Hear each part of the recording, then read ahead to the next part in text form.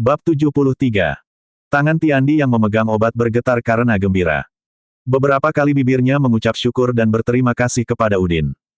Guru sudah memberi saya satu untuk diminum langsung, lalu setengahnya lagi di rumah sakit, sekarang sudah diberi lagi sebanyak ini.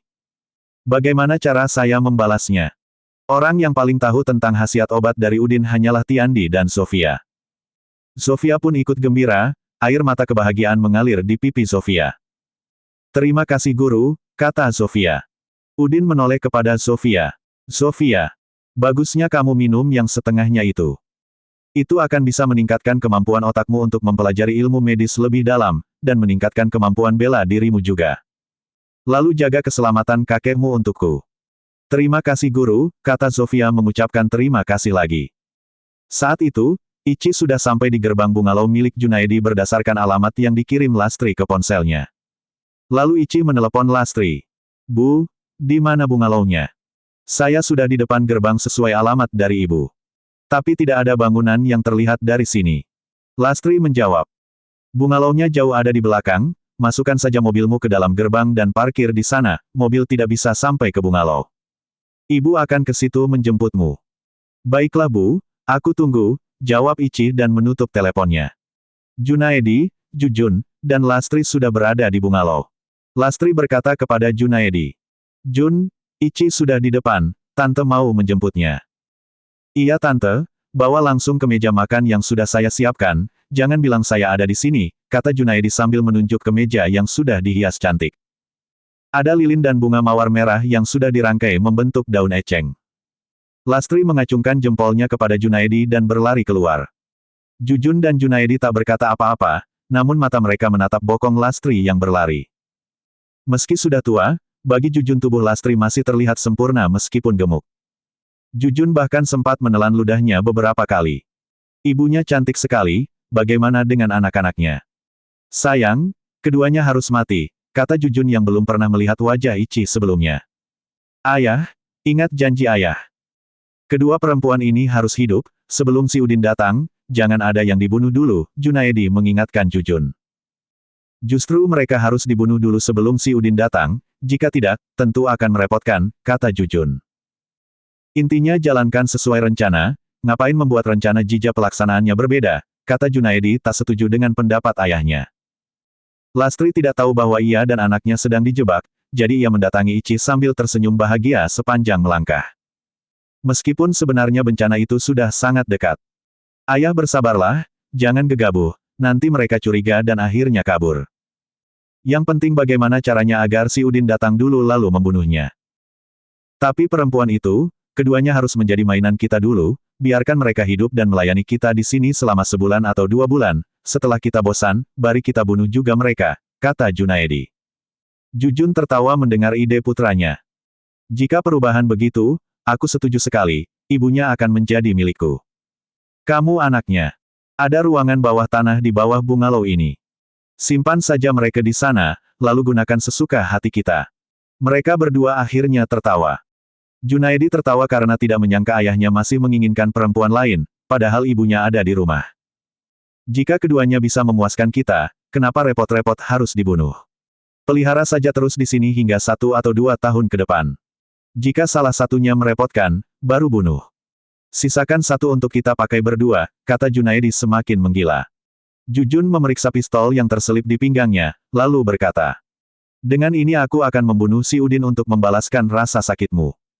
Ichi masih menunggu Lastri sambil berdiri di samping mobilnya yang sudah terparkir di dalam gerbang. Matanya mengamati keindahan di sekitarnya. Meski sudah maghrib, suasana di situ terasa sangat indah. Karena lampu-lampu taman mulai menyala. Apalagi jika malam tiba. Lastri yang setengah berlari akhirnya tiba sambil tersenyum. Ayo, ikut ibu. Ichi berjalan mengikuti Lastri. Bu, kok aku baru mendengar ada teman ibu yang punya bungalow di sini. Jangankan kamu, ibu saja baru tahu.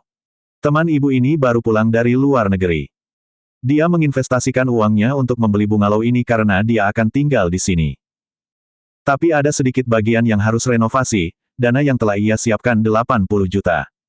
Apakah menurutku itu cukup? Jawab Lastri.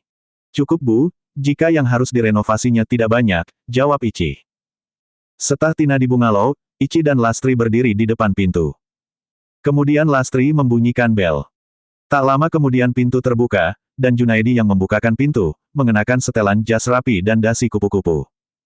Namun, ia masih memakai kruk dan gips di kakinya. Ichi. Selamat datang, kata Junaidi sambil memberi jalan bagi Ichi dan Lastri untuk masuk. Ichi terkejut, karena ia tak menyangka akan melihat wajah Junaidi lagi. Lalu Ichi mengerutkan kening lalu menoleh tidak senang ke arah Lastri. Bu, kenapa Junaidi ada di sini? Atau apakah Junaidi teman yang ibu katakan? Sabar Ci. Ini sebenarnya kejutan yang disiapkan ibu dan Junaidi untukmu, jawab Lastri sambil mendorong punggung Ichi agar masuk. Di dalam Junaidi langsung berlutut sambil memberikan seikat bunga mawar merah kepada Ichi. Ichi menatap Lastri dengan marah. Bu, apakah ibu dan Junaidi menjebakku? Bukan jebakan. Junaidi memang sangat menyayangimu, kata Lastri. Junaidi segera menimpali. Cih, jangan salahkan ibumu. Ibumu hanya membantuku membawamu ke sini, lagi pula akulah yang merencanakannya.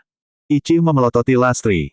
Bu, aku benar-benar kecewa padamu, kata Ichi sambil berbalik untuk pergi. Lastri segera menghalangi. Ibu tidak akan menyakitimu. Ini semua demi kebahagiaanmu. Lagi pula Junaidi memang sangat ingin merenovasi bungalow ini. Jadi dia perlu bicara denganmu. Tidak Bu. Jangan halangi aku. Aku mau pulang, kata Ichi sambil terus berjalan keluar melewati Lastri. Namun tangan Ichi ditahan oleh Lastri sambil melotot. Jangan bertindak tidak sopan. Dengarkan dulu ibu. Junaidi hanya mau meminta maaf. Dia juga mau ngasih pekerjaan. Kenapa kamu bertingkah seperti orang bodoh? Ayo bicara dulu, jika memang kamu tidak merasa cocok dengan Junaidi. Bahas saja masalah pekerjaannya. Kau harus terima renovasinya biar bisa mendapatkan uang, kata Lastri sambil menarik tangan Ichi lalu dipaksa duduk di kursi di depan meja yang ada lilin dan buket bunga mawar merah. Tanpa Lastri disadari, saat Lastri memaksa Ichi, ia sendiri sebenarnya sedang dalam bahaya. Lastri berharap Ichi bisa menerima Junaidi dan mah menceraikan Udin. Diperlakukan kasar oleh paksaan Lastri yang sungguh di luar nalar, Ichi pun murka. Gara-gara uang dan judi, Lastri jadi rusak moralnya. Sungguh memilukan bagi putrinya yang sudah bersuami harus menerima pria lain. Ichi berdiri hendak berlari keluar, tetapi Junaidi segera menutup dan mengunci pintu, lalu melempar kuncinya jauh-jauh ke sudut ruangan. Bunga mawar merah yang masih di tangannya pun akhirnya dibuang. Ichi melotot. Junaidi, apa maksudmu mengunci pintu? Junaidi tersenyum. Tidak ada maksud apa-apa, jangan takut. Ibumu ada di sini, ayo duduk lagi, kita bicara baik-baik. Di mata Junaidi, wajah Ichi yang ketakutan tampak semakin cantik. Kakinya yang jenjang, pinggangnya yang ramping dan bokongnya yang bulat, serta dadanya yang berisi membuat jantungnya berdebar kencang. Aku tidak punya waktu untuk berbicara denganmu. Buka pintunya. Teriak Ichi pada Junaidi. Ichi. Kenapa kamu takut? Ibu di sini. Duduk. Kata Lastri kepada Ichi. Ichi menatap Lastri dengan kecewa. Bu. Apakah ibu sadar? Lihat niat jahatnya. Apa maksud dia mengunci pintu? Aku tidak mau bicara dengannya jika caranya seperti ini. Lalu Ichi menoleh kepada Junaidi kembali. Junaidi. Buka pintunya, kalau tidak aku akan berteriak. Junaidi tertawa. Berteriaklah sekeras-kerasnya. Bungalow ini tidak memiliki tetangga dan jauh dari jalan raya. Kamu sudah datang ke sini dan sudah berada di dalam. Jangan harap bisa keluar dengan selamat. Junaidi. Maumu apa? Tanya Ichi. Mauku. Junaidi tertawa lagi. Apalagi yang diinginkan pria mengundang wanita cantik ke tempat sepi menjelang malam hari jika bukan ingin menidurinya. Mendengar itu, Ichi langsung berlari ke sana kemari sambil mendorong setiap jendela dan pintu agar bisa kabur, namun ternyata semuanya terkunci. Junaidi mengejarnya meskipun kakinya sakit, lalu ia mencengkeram pergelangan tangan kiri Ichi dengan sangat erat. Ichi meronta-ronta ingin melepaskan diri, sambil menamparkan pipi Junaidi dengan telapak tangan kanannya. Namun alih-alih melepaskannya, cengkeraman Junaidi pada tangannya malah semakin erat. Lepaskan! Teriak Ichi. Melihat kejadian itu, Lastri tertegun. Karena ia baru menyadari Ichi dalam bahaya. Namun ia tak berdaya untuk membela Ichi. Ichi. Jika kamu marah begini, kamu makin terlihat cantik, kata Junaidi sambil melepaskan kruknya dan memeluk pinggang Ichi, lalu menariknya lebih dekat. Ichi meludahi wajah Junaidi, tetapi Junaidi malah tertawa terbahak-bahak. Posisi tangan Ichi yang lain masih digenggam erat dan pinggangnya dipeluk. Persis seperti pasangan yang sedang berdansa. Namun tidak nampak keindahannya karena pasangan berdansanya pria pincang. Wajah Ichi pun cemberut dan berusaha melepaskan diri. Meskipun wajahnya berlumuran air ludah Ichi, Junaedi tetap tersenyum sambil menatap mata Ichi yang mulai berkaca-kaca. Lastri mendekat. Junaedi, ada apa sebenarnya? Apa kamu membohongiku? Dasar bodoh. Kata Junaedi sambil mendorong Lastri dengan lengannya yang melingkari pinggang Ichi agar Lastri menjauh.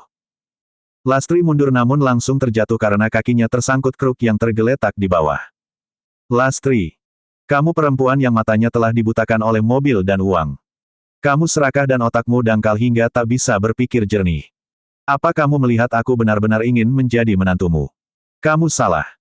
Aku hanya ingin merasakan tubuh Ichi, bukan hanya aku, ayahku juga menginginkanmu, kata Junaedi sambil terus tertawa. Jujun yang sedari tadi menunggu di dalam kamar sambil mendengarkan, akhirnya keluar sambil memegang pistol. Jujun terpesona saat melihat Ichi. Pantesan Junaedi terikat olehnya karena Ichi memang sungguh cantik. Bibirnya langsung berkedut dan ia berkata kepada Junaedi.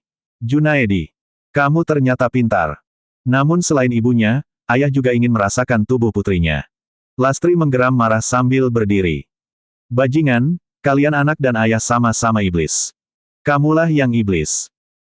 Mustahil seorang ibu masih punya pikiran untuk menjodohkan putrinya yang telah bersuami dengan pria lain jika bukan iblis, kata Jujun sambil menjambak rambut Lastri dan mengarahkan pistolnya ke dahi Lastri. Mendengar perkataan ayahnya, Junaedi terkekeh lalu ia berkata kepada Lastri dan Ichi.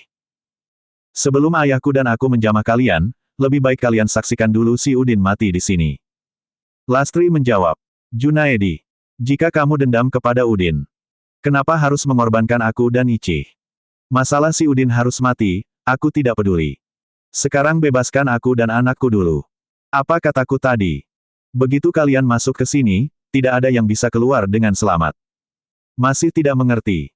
Teriak Junaedi kepada Lastri. Tante mengerti Junaedi. Tante tahu kamu pemuda yang baik. Kamu pasti dendam kepada si Udin karena kakimu patah. Tapi apa yang Bibi dan Ichi lakukan padamu? Kami tidak bersalah, tanya Lastri sambil mulai terisak. Junaedi melotot. Kau bilang aku baik. Dari mana kau menilai kebaikanku? Aku yang telah membayar 2 juta ke sopir truk sampah untuk menabrak mobilmu. Sayangnya kamu dan suamimu tidak mati. Ichi terkejut mendengarnya. Oh, jadi kamu yang menyebabkan kecelakaan itu. Apa salah orang tuaku padamu sampai mereka berdua harus mati? Junaedi tertawa sinis. Keduanya tidak salah. Tapi kamu yang salah. Awalnya aku jatuh cinta sama kamu, tapi kamu tidak mau membuka hati untukku. Jika kedua orang tuamu mati, dan si Udin juga sudah mati, itu artinya hanya kamu yang tersisa. Jika mereka sudah tiada, tidak ada alasan kamu menolakku kan? Lastri bertanya. Lalu apa maksudmu menawarkan jasa untuk mengobati suamiku sambil membawa si Joni? Kau yang menyakitinya, kenapa kau juga yang ingin menyembuhkannya? Junaedi tersenyum. Karena tidak mati. Jadi harus kusembuhkan agar Ichi berterima kasih padaku dan mau menerimaku. Sayangnya semua rencanaku digagalkan oleh Udin. Jun, jangan terlalu banyak bicara. Bagaimana jika kaki si Lastri ini kupatahkan dulu sekarang, apa kamu setuju? Tanya Jujun kepada Junaedi sambil mengarahkan pistolnya ke paha Lastri. Junaedi menggeleng. Ayah, bersabarlah. Gara-gara si Udin, semua rencanaku gagal. Si Udin menyuruh si Bahar untuk melemparku dari jendela rumah sakit sampai kakiku patah. Saat itu, tidak ada seorang pun dari mereka berdua yang membelaku, jadi bukan hanya kaki si Lastri, kaki si Ichi juga harus dipatahkan. Tetapi setelah si Udin dibunuh, apa kamu tidak takut ditangkap polisi? Tanya Ichi. Jika kakimu sudah patah dan aku sudah merasakan tubuhmu, jangan hanya ditangkap, bahkan jika aku mati, aku tidak akan penasaran, kata Junaedi. Tubuh Ichi mulai gemetar melihat kenekatan Junaedi, Lastri pun sama. Lastri bahkan sampai terkencing-kencing, karena Jujun semakin menekan pistol di pahanya. Ada rasa sesal di hati Lastri, tetapi sudah terlambat. Lastri pun menatap kepada Ichi karena merasa bersalah. Cih, maafkan ibu, karena kecerobohan ibu, kita berdua harus berada di sini. Ichi tidak menjawab karena masih kesal. Kakinya langsung lemas dan ia terduduk sambil terisak-isak. Melihat Ichi tidak lagi melawan, Junaedi melepaskan tangannya dari pergelangan tangan Ichi. Ia lalu menghampiri Lastri. Lebih baik kamu juga duduk saja dan jangan banyak bertingkah. Tunggu hingga si Udin datang, kata Junaidi sambil menyeringai lalu meraih kruknya karena kakinya terasa pegal dan kaku akibat dipaksakan berdiri terlalu lama tanpa ditopang apa-apa. Lastri akhirnya duduk dan merangkak mendekati Ichi. Keduanya langsung berpelukan dan menangis. Lastri berkata kepada Ichi, "Sudah berapa kali ibu mengingatkanmu? Si Udin hanyalah sampah yang hanya merugikan keluarga. Kenapa kamu begitu keras kepala mempertahankannya? Jika bukan karena si Udin, mana mungkin Junaidi menjebak kita?" Lastri didorong oleh Ichi. Dalam situasi seperti ini, ibu masih menyalahkan Kang Udin. Keterlaluan. Lastri terkejut. Jadi menurutmu, si Udin lebih berharga daripada ibu? Junaidi membanting kruknya. Apa yang kalian ributkan? Kalian berdua akan mati. Lebih baik kalian bersiap untuk melayani aku dan ayahku sebelum mati. Masalah si Udin sekarang menjadi urusanku, bukan urusan kalian lagi. Lalu Junaidi menghampiri Lastri dan langsung berkata, "Tante, aku mau mendengar darimu. Kamu yang akan melayaniku duluan atau Ichi dulu? Aku sudah tidak sabar." Lastri tidak menyangka Junaidi juga minta dilayani olehnya, jadi Lastri berteriak marah. "Dasar anjing!" Lastri meludahi wajah Junaidi yang berada tepat di depan wajahnya. "Aku seumuran ibumu, kenapa tidak ibumu saja yang kamu tiduri?" Junaidi menamparkan pipi Lastri hingga Lastri langsung terbaring. "Dasar otak dangkal. Bicaramu seperti setan. Hanya orang bodoh yang mau memakan ibunya sendiri. Berani-beraninya kau menyebutku anjing padahal kau lebih rendah dari anjing."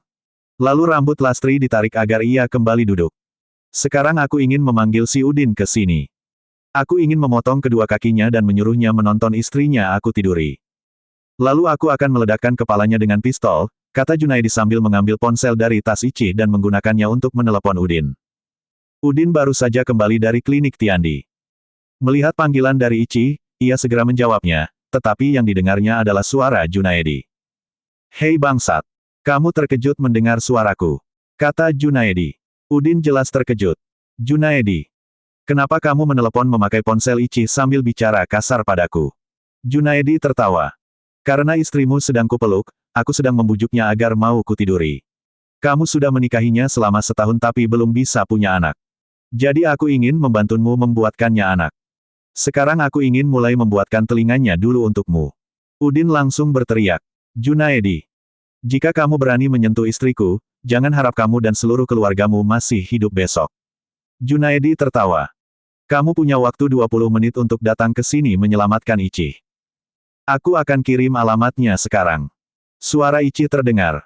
"Jangan ke sini Kang. Junaidi sedang bersama ayahnya dan dia memiliki pistol." Pipi Ichi terdengar ditampar, diikuti suara Junaidi yang berteriak. "Bajingan! Siapa suruh kamu ikut berbicara? Jika si Udin tidak datang, kamu yang akan mati." Mendengar itu, Udin langsung marah. "Kirim segera alamatnya. Aku pasti datang, tunggu. Sendiri, jangan bawa siapapun atau polisi. Jika aku melihatmu membawa orang lain, istrimu akan langsung kubunuh," kata Junaidi. Bersambung.